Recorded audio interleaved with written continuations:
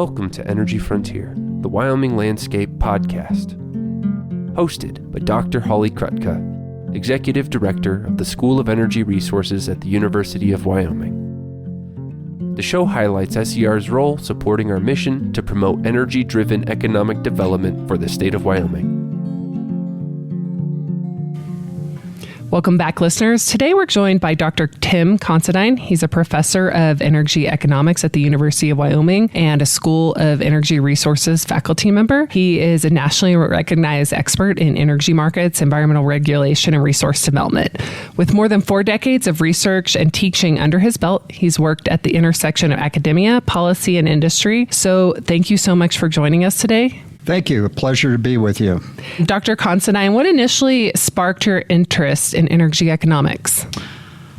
Well, it was the fall of 1973, October.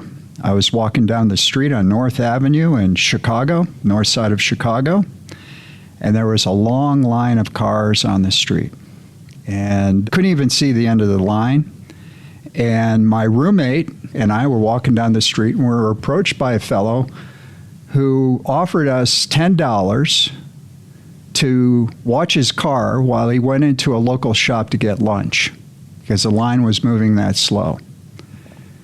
Once he got out of lunch, we found where the line was going, and it was a gas station. It was the famous gas lines of 1973. And I started wondering what's going on with the oil market. Some years later, well, at the same time, there were a lot of press reports, 73, 74, about how America and the world was running out of oil and gas. So that piqued my initial interest. A few years later, some opportunities would arise for me to pursue study in energy economics.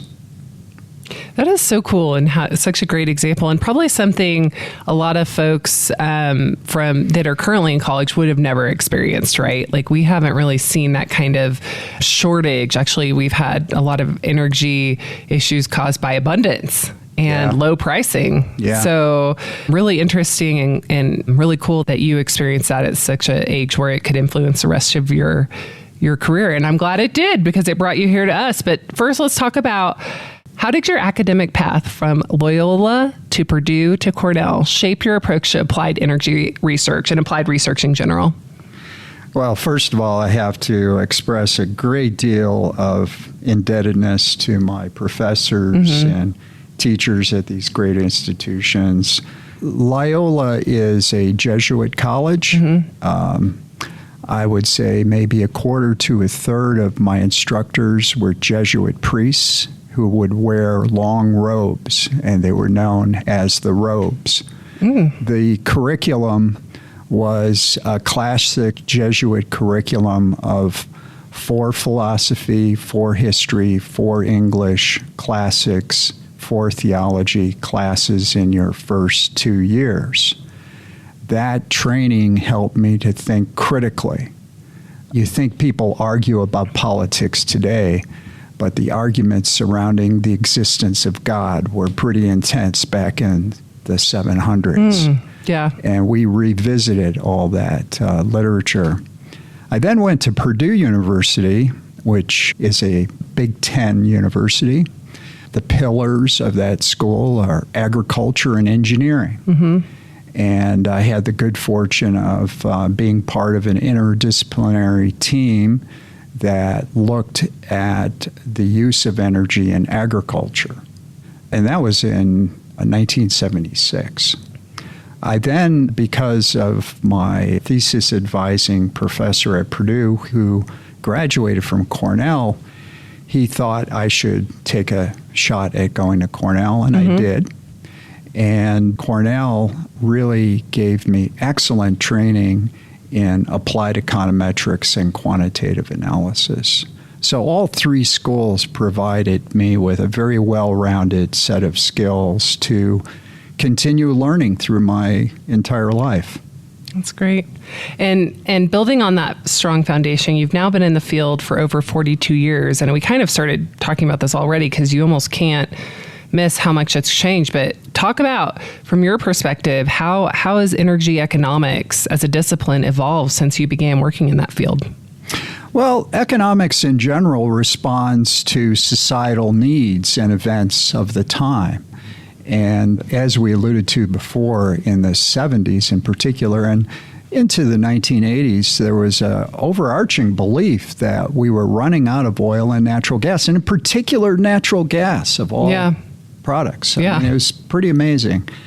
And then in the 80s and into late 80s, with Dr. Hansen's testimony before the Senate about global climate change, really kind of launched the era of global climate change as a marquee issue affecting energy. And energy economists responded. You know, they, in the 70s, they looked at the economics of oil and substitution possibilities from oil to other energy resources. And likewise, in the 80s and 90s, they started shifting their attention to how do we price carbon dioxide emissions? What value do we place on them?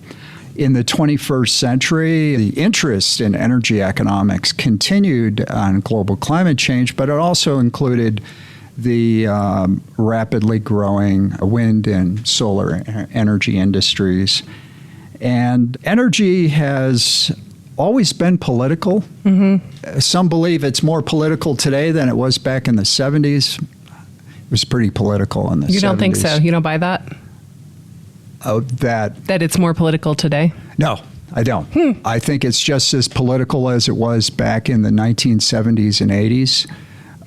You know, what's interesting is in the 70s, there was a real concern about equity and fairness and whether poor people had the ability, or whether the government should help poor people pay for higher priced energy. That's less of a concern today, which I think is unfortunate. And one of the lessons we could talk about this further.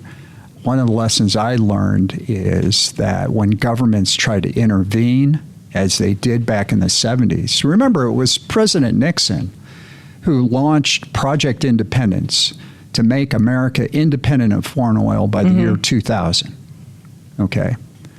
It wasn't government policy that achieved that objective.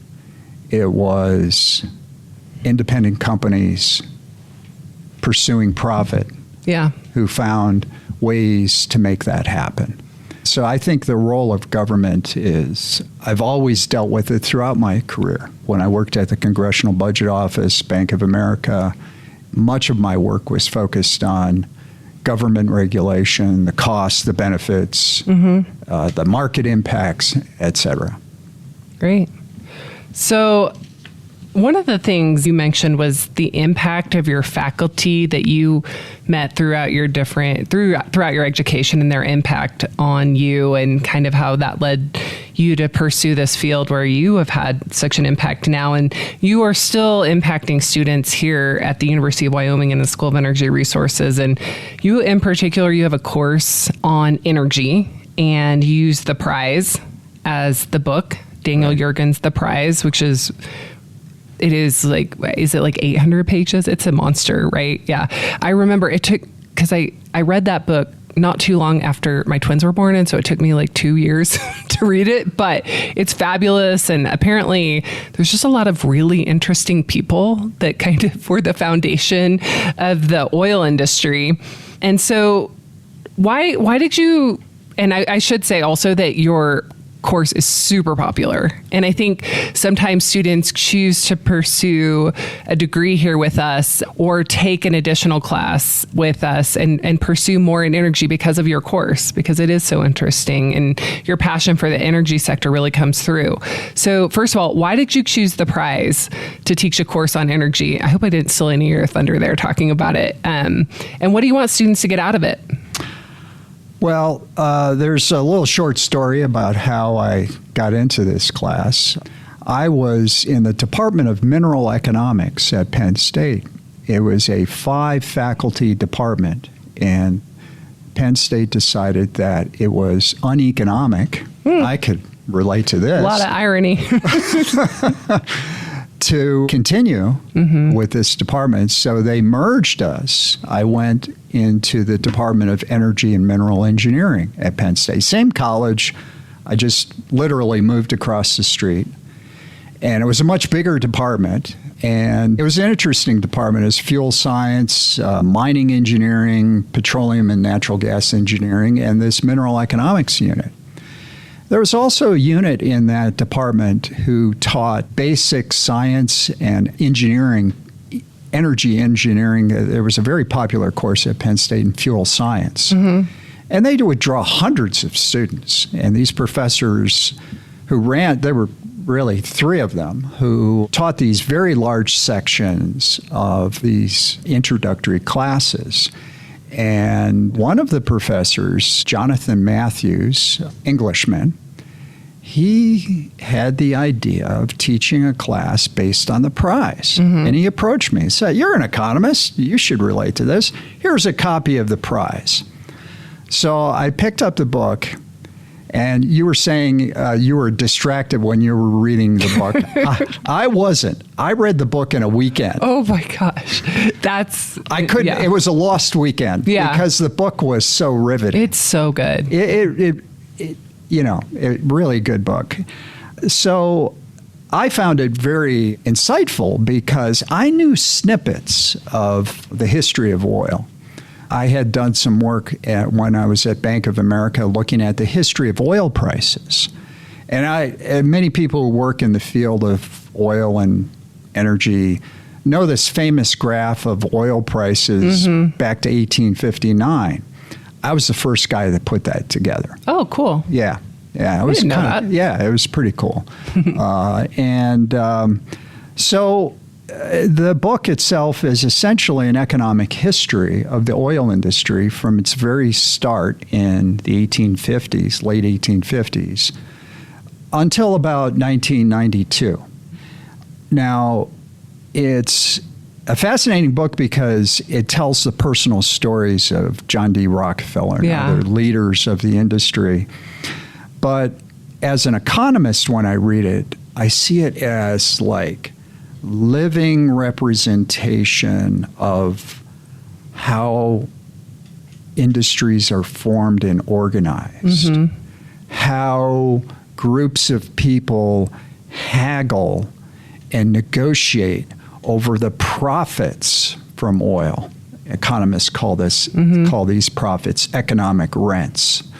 So there are a lot of basic principles of economics that are colorfully demonstrated in the stories, in the books. And I find that also when I read the book, I heard that of an 8-part series based on the prize produced by the public broadcasting system. So I thought, well, I got to get a copy of this series. My vision was to incorporate this TV series into the class. Well, now I did this in probably it was about 2003, 2004. And I had copies of the PBS series on VHS tapes. Okay. And I had to convert those to QuickTime videos. And it was a big enterprise to do that. But I did it, and I edited the PBS series and showed 10-minute, I built a class essentially built on these short videos and the timeline and the prize. Finally, the other thing I think students find very interesting about the class is that it's really kind of a collection of stories about crazy rich people. Right. And people like willing to lay it all on the line, like everything to like strike it rich. And it's kind of like in some ways the American story for all these but they're kind of crazy too, right? And yes. You know, one story that comes to mind is the story of Kales Gelbekian, who was an Armenian trader who gained oil rights to the entire Middle East ruled by the Ottoman Empire. Yeah. And he essentially negotiated a deal with major international oil companies to become the richest man in the world by 1950. Okay. And when he signed the deal and he was on the Mediterranean coast celebrating his victory, he saw an odd ship, and he asked one of his fellows what that ship was, and he said it was an oil tanker. Despite negotiating oil deals for 25 years, he had never seen an oil tanker. Wow. And you're right. It is actually a global industry, and it's crazy how like it started popping up in one place and then moved somewhere else. And it's truly an international. Yeah, it is. You're right. It's truly an international industry. And also it is woven into the fabric of America. Yeah. It really is. Yeah. You go to many parts of the country, the history of counties like in East Texas and Wyoming and Casper and Western Pennsylvania are all built on oil or natural gas. Yeah. Yeah, it's such a great story. So more broadly, I mean, this class really, like I said, it draws in students, it gets them excited about energy. How do you engage and inspire freshman students or students of any level that take your class, and those also in the Energy Resource Management Development Program that we offer here at the School of Energy Resources? Well, I don't consciously do it. I just have enthusiasm. I'm confident about the story. And I know it's a great story of oil. I also teach a class in energy markets and policy.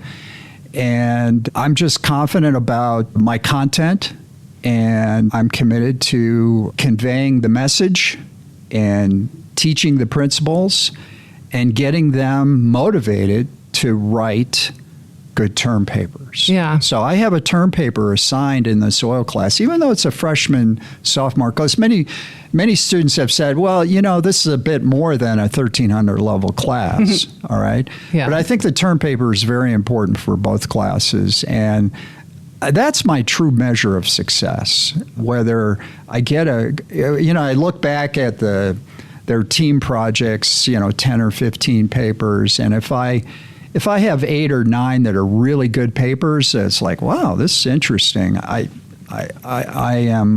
satisfied. I'm gratified by my efforts. Great. So is there anything you'd like to see in general in how universities teach energy economics or resource management?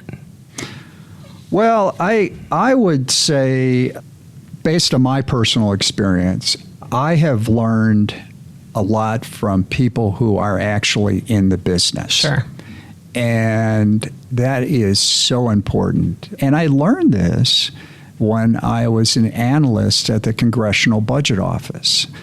Many people know of the Congressional Budget Office. It tracks the budget numbers for the federal government. But there's a unit called Industry Analysis, and I was part of that unit. And they had a tradition there of going out and visiting companies who were operating in that particular industry. So I was doing a study on natural gas, and they sent me out to Exxon at the time. It was before the merger with Mobil, Apache Oil and Gas, and other companies, and talk about the issues, talk about the economics of their companies.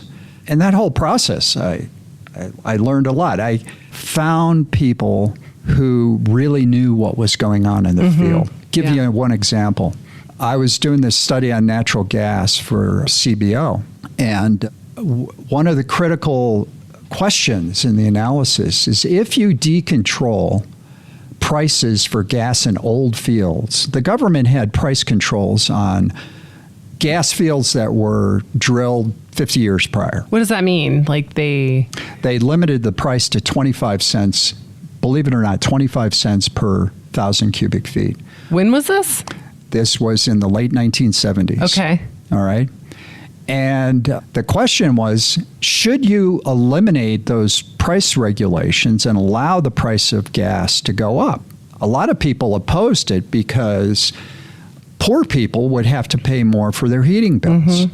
The proponents of eliminating the price caps said that if you did that, you would get a lot of additional gas. Right. All right. And I had a conversation with a geologist from Royal Dutch Shell who explained to me the process of in-field drilling and where gas was. And he said you would get enormous amounts of gas if you eliminated the artificially low price that the government set on old gas. And we published a report and said that if you deregulated the gas market, gas prices could go down because you'd get more gas supply. And it was considered heresy at the time, but when the government did remove those price controls, sure enough, we had a surplus of gas for almost 20 years. Mm-hmm. And the other thing, in addition to just kind of letting the market play out, there's also innovation, right? Yeah. Innovation is stifled by low prices. Absolutely. But before you came here to the University of Wyoming, you had done some early research on the economics of shale gas, which has totally revolutionized the energy sector.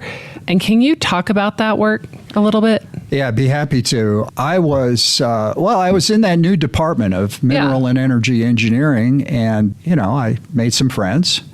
And one of them was a petroleum and natural gas engineer, professor, Bob Watson. And he, in addition to teaching classes, drilled gas wells in his spare time. Oh.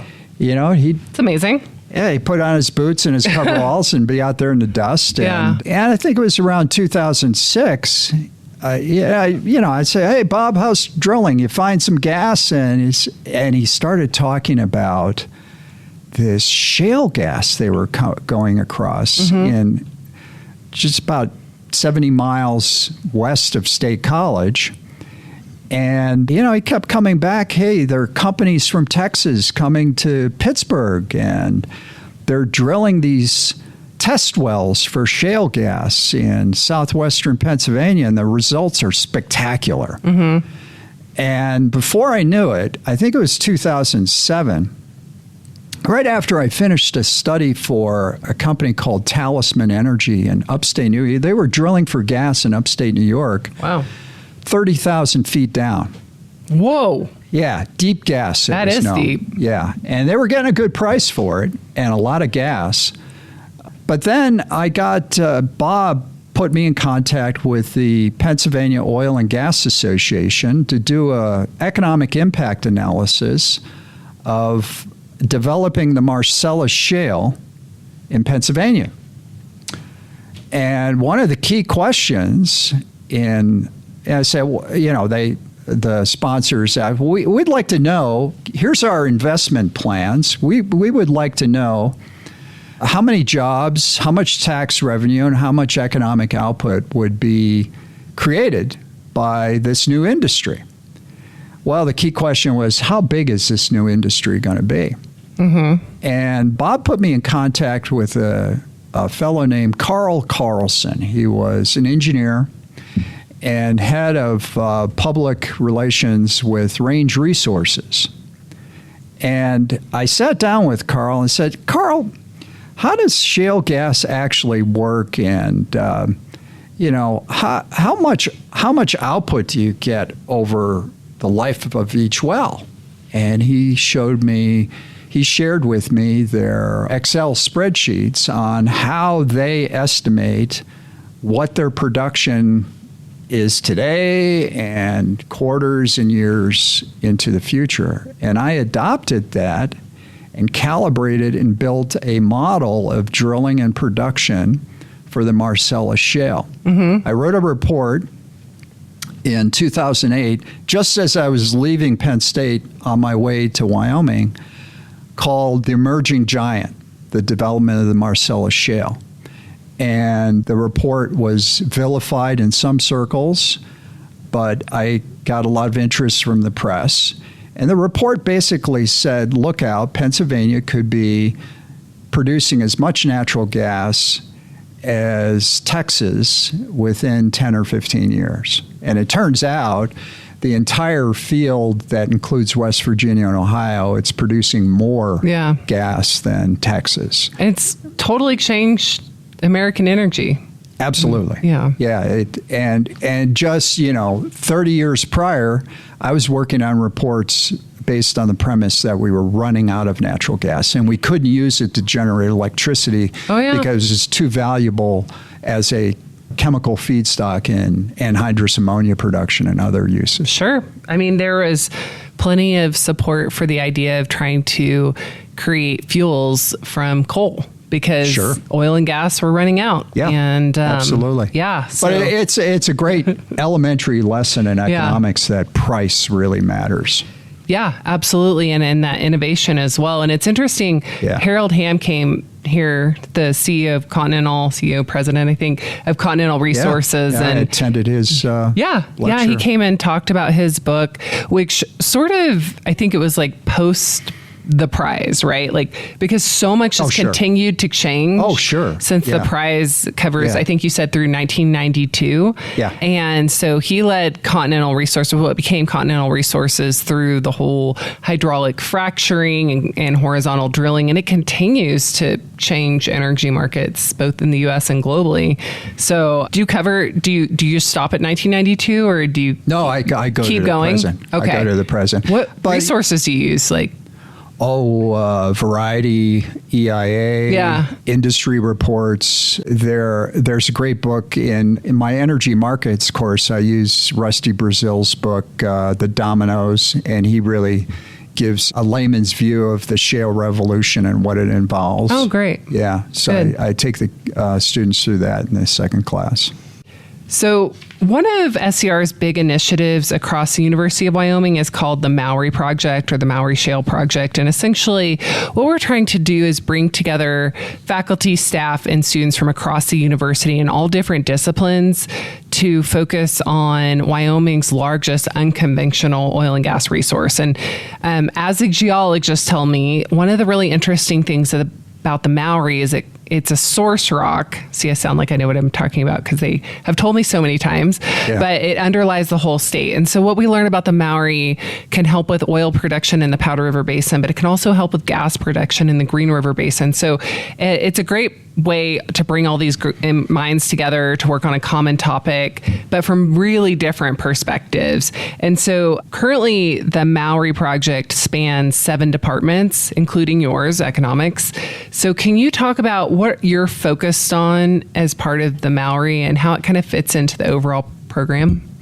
Yes, the Mowry reminds me of my work. I really kind of the work I've been doing with Miriam Litka on the Mowry is very similar to what I did with the Marcellus. The Marcellus is a source rock. Could it be a giant too? That remains to be seen. Hope so. Yeah. Hope so. Okay. It'd be great for Wyoming. Sure. Would be great for Wyoming. And so specifically, we assembled a very detailed, some would call it a big data set, of production histories of all unconventional oil and gas wells in Wyoming. Mm-hmm. And then we estimated econometric models, estimating how prices and finding costs affect drilling activity. And then once that drilling, the number of wells are established, we can then use models that predict the production decline, the production profile of the wells, and build a model where we can say, well, if there's a X% change in finding costs or gas prices or oil prices, this is how many additional wells you may see and how much additional production. That provides a framework for understanding how innovations or R&D work in improving recoverability can increase production, royalty income, employment, and other economic metrics for the state. Great. And that's why it's so important to tie all these together. So we have people doing all kinds of different work, whether it be like materials for casing or finding sweet spots and using AI for, just anything that... We actually have been using AI in some of this work on the estimation of the production decline curves because the data is very noisy.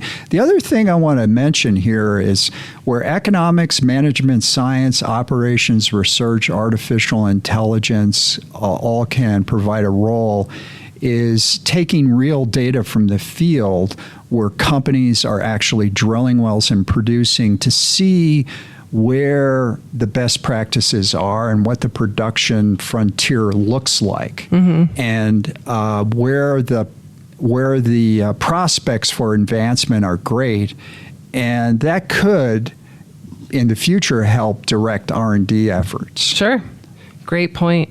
So we're excited about that program. We'll see where it goes. So I want to take a step back and also talk about, so we talked about your teaching and your instruction and your research, but there's also a service component to being a faculty member at the University of Wyoming. And this is an area you lean into very heavily. I think just given your background, it's a natural fit. And so when the federal government announced an oil and gas leasing moratorium, you right away had jumped on it or knew that that was a risk and had already been working on the financial and economic impacts of the state of Wyoming. That you then published numbers that told the state, really lawmakers and our federal delegation, what would the impact be if federal lands leasing, particularly for minerals developments, particularly for oil and gas, were paused or stopped. Right. And it's obviously in the billions and would be detrimental to our state. And our federal delegation is actually able to rely on the information that you created to make a case for the state and how negatively impactful such policies were. But you've been doing that kind of work for a long time and have served as expert witnesses in cases like Chevron versus the United States. So can you talk about how do you balance academic integrity with real world legal and policy work? Like, what's your approach to that? Well, I see it as one unified effort, really. To do good policy work, you have to be at the forefront of academic research. And a lot of the tools that I created for the Marcellus work early on, which I mentioned I'm extending to the Mowry work, I had employed for that federal leasing, basically the same modeling framework. And so I see it as very synergistic and in a way where the academic rigor that is required to publish in peer-reviewed journals gives me a leg up in service work. The service work also helps me identify interesting topics to publish in peer-reviewed journals. So, for instance, I'm taking two of my recent service-type projects.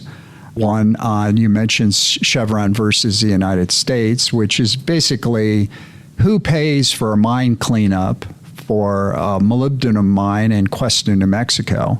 Does the federal government share it with Chevron? And that case has been decided. The other example was a couple of uranium companies some years ago, back in 2016, 2017, petitioned the government for import quotas on uranium. And the question was, if you did that, what would happen to the price of uranium, both in the United States and internationally? And I developed an econometric model to conduct that analysis, and I modified my report and published it in a peer-reviewed journal. And I hope to do the same with the Chevron versus United States case. In fact, I've got a draft of the paper right now. So that's an example of how the two work hand in hand. And again, I guess I'm old school. I'm a land grant type professor, and the mission is always to serve agriculture and industry, as well as teaching and peer-reviewed research. And, it's all about striking a balance. Sure. And you're at the right place. We're a land grant institution. And the great thing about Wyoming and the University of Wyoming, because there's only one university, is we really have an opportunity to make a difference for the state. Oh, absolutely. And you are already doing that. So thank you for all your dedication. So at a really high level, what role do you think economists should play in shaping energy and environmental regulations?